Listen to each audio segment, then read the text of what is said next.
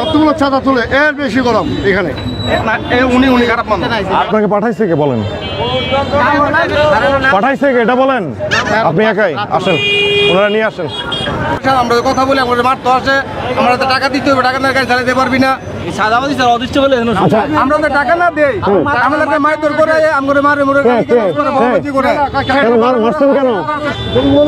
আমরা জোর করে টাকা নেই এই বেলা। হ্যাঁ, আমাকে ঢাকার চাবি কেন নেই? যে চাবির ভয় ছিল আমি দিতেই হইব বলে এইভাবে দিয়া যাবে না। আজকে থেকে আর দিবেন, আজকে থেকে চাঁদাবাজি বন্ধ।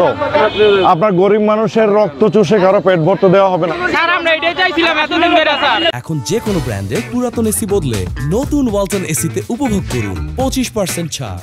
সিগারেট টানতে টানতে যেভাবে একটার পর একটা গাড়ি দাঁড় করে টাকা নিচ্ছিলেন, হ্যাঁ অন্যায় কেন? এই অন্যায়টা কেন হবে? এই রাস্তা সরকারের রাস্তা, এখান থেকে টাকা নেওয়ার অধিকার কারো নাই। সব ধরা হবে। আপনারা কাউকে টাকা দিবেন না।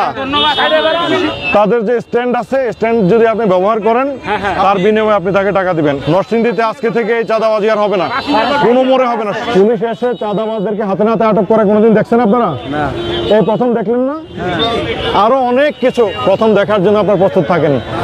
চাঁদাবাজি চিরতরে বন্ধ করে দেওয়া হবে, চাঁদাবাজি থাকবে না। যদি কেউ টাকা চায় আমাকে তাৎক্ষণিক জানাবেন, আমি যতদিন ইনশাল্লাহ আসি নরসিংদীতে এই চাঁদাবাজি চলবে না। সংকল্প করতে পারি যে কাউকে আমরা চাঁদা দিব না। আজকে থেকে চাঁদাবাজি বন্ধ।